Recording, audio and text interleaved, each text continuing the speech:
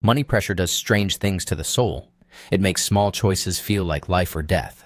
It turns normal needs into loud demands.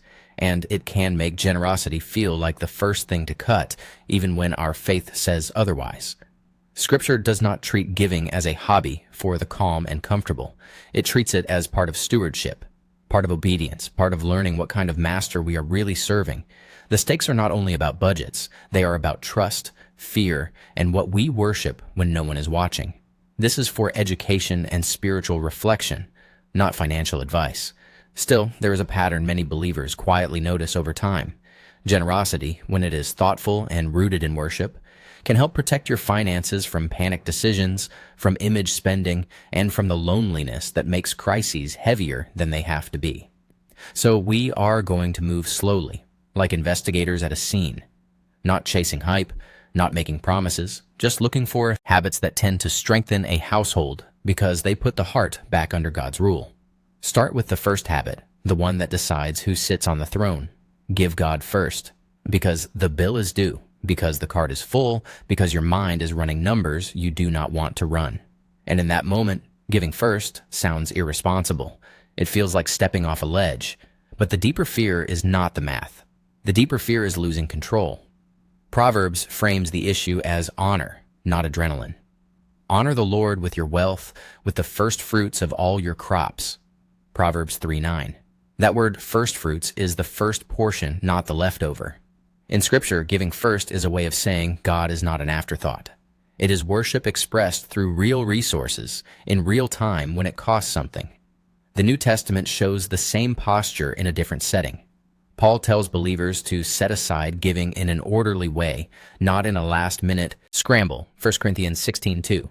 That is not a stunt. It is a practice, and it pushes generosity out of mood and into discipline, so fear does not get the final vote when pressure rises.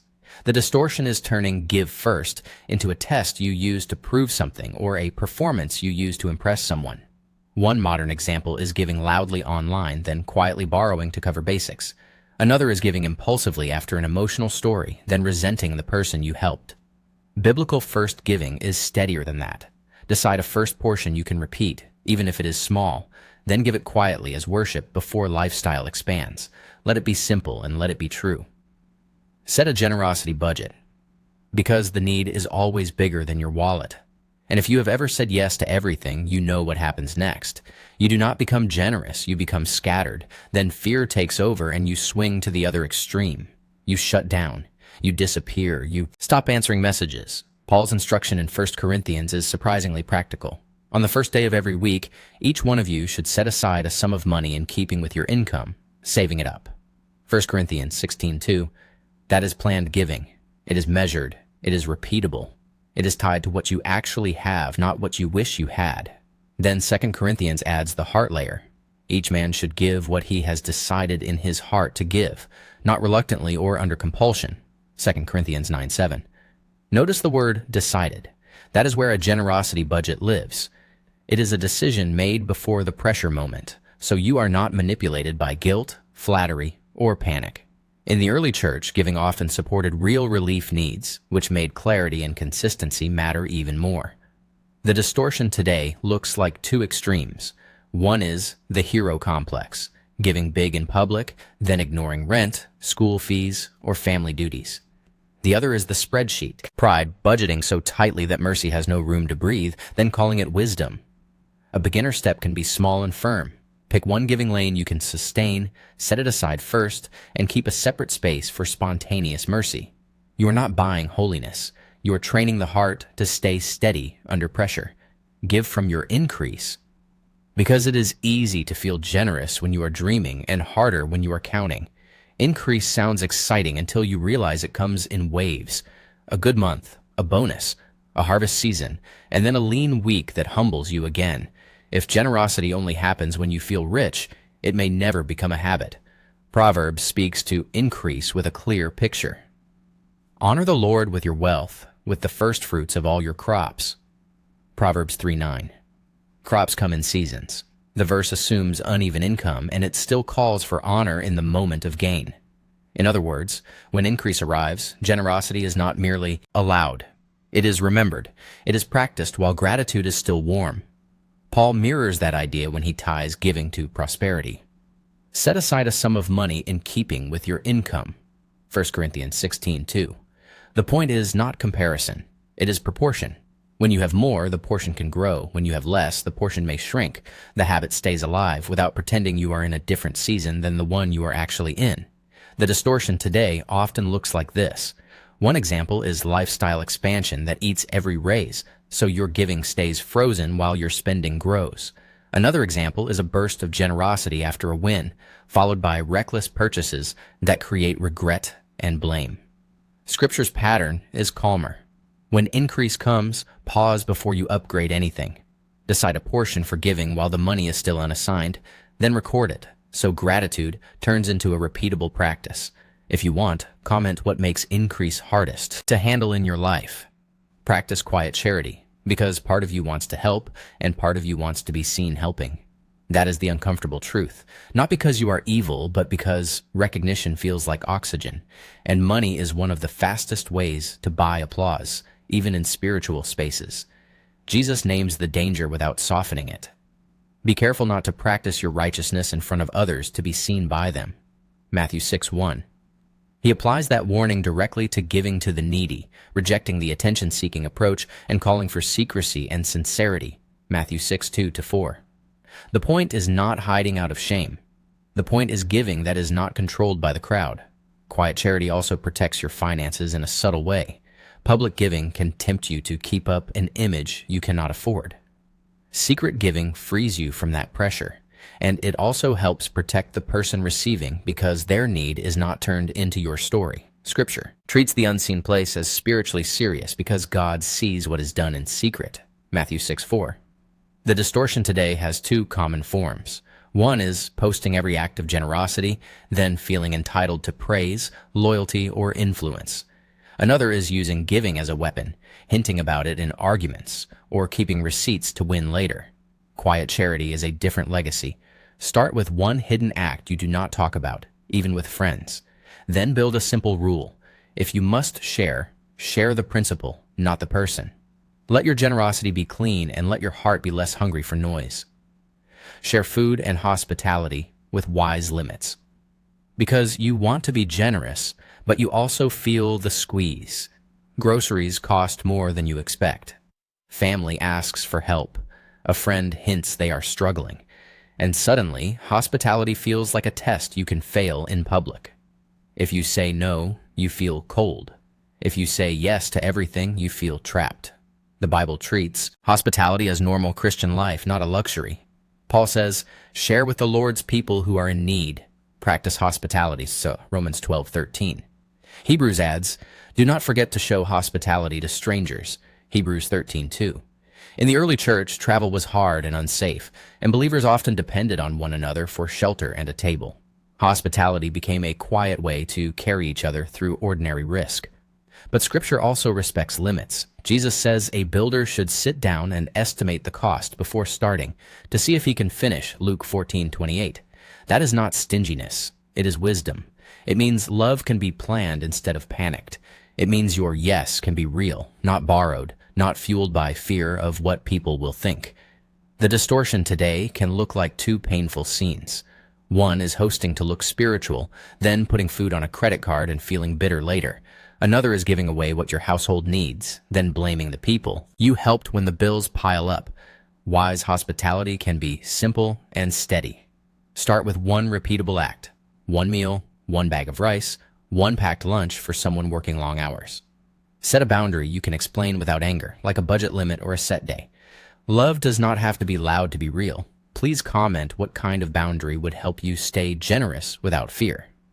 Build a blessing fund for crisis needs, because emergencies do not ask permission. A sickness, a repair, a sudden loss, a family member in trouble. And when the crisis hits, your heart wants to help, but your finances feel thin. That tension can push people into shame or into reckless rescuing that creates new problems. In Genesis, Joseph prepares for a national crisis with a calm, organized plan. Grain is gathered during the 7 good years, so there will be a reserve for the land during the famine. Genesis 41:34-36. The storehouse is not greed. It is mercy made durable. It turns concern into capacity so help can continue when the pressure is worst. Proverbs gives a smaller household picture. The wise store up choice food and olive oil, but fools gulp theirs down. Proverbs 21:20. That is not a call to hoard. It is a warning about consuming everything the moment it arrives. And Paul adds a rhythm that fits this habit. Each of you should set aside a sum of money in keeping with your income. 1 Corinthians 16:2. Setting aside is what makes giving possible without panic later. The distortion today comes in two directions. One is refusing to save anything because faith is used as an excuse for impulsive spending. The other is saving everything because fear is dressed up as wisdom, and compassion is delayed forever. A blessing fund is a middle path. Start beginner simple. Keep a small separate envelope or account and label it for mercy. Add to it regularly, even if the amount feels unimpressive. When a real need appears, you can give from peace, not from pressure, but give with accountability and counsel. Because money can make people weird, even good people. It can make you rush, hide, or get defensive. And if giving is always private and solo, it can quietly drift into poor judgment. Not always, but often enough that Scripture treats trust as something you build with light. Paul describes that concern openly when handling gifts. He says they took precautions to avoid any criticism and aimed to do what is right, not only in the eyes of the Lord, but also in the eyes of man. 2 Corinthians 8:20-21. That is accountability, not suspicion. It is protection for the giver, the receiver, and the reputation of the work. Proverbs makes the same point in everyday language. Plans fail for lack of counsel, but with many advisors they succeed. Proverbs 15:22. And in Acts, the early church creates a fair process for daily food distribution, appointing trusted men full of the Spirit and wisdom to carry the responsibility. Acts 6:1-6. They did not stop giving. They strengthened the structure so giving would not create division. The distortion today can look like two traps. One is, I do what I want giving, where pride refuses questions and mistakes repeat. Another is outsourced giving, where you hand everything to a voice online, then feel used when the story shifts. A beginner step is simple. Choose one trusted believer to review your giving plan once in a while, and set one clear rule for big gifts, like waiting a day and praying. Accountability does not kill generosity. It can steady it. If you have a practice that helps, drop it in the comments. Some habits look small, but they steer a life. When you give God first, you name your true owner. When you budget generosity, you keep mercy from turning into chaos. When you give from your increase, gratitude gets a place before appetite does. When you give quietly, you cut the cord to applause. When you share food with limits, you love people without borrowing fear.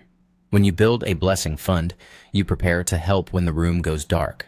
When you give with counsel, you protect the work and your heart. Jesus said, "For where your treasure is, there your heart will be also." Matthew 6:21. That is not just a warning about greed. It is a map. Your money tends to follow your worship, and your worship tends to shape your money. And Jesus also taught that faithfulness shows up in small choices, not only in big moments. Luke 16:10. So these generosity habits are not a ladder to climb. They are a way to stay honest, steady, and awake. Still, none of this works like a formula. A person can give for image. A person can save for pride. A person can set rules and still avoid love. Scripture keeps pulling us back to motive, to obedience, to the kind of freedom that can say yes and no without panic. The goal is not to look generous. The goal is to become the kind of steward who can be trusted, even when life feels tight.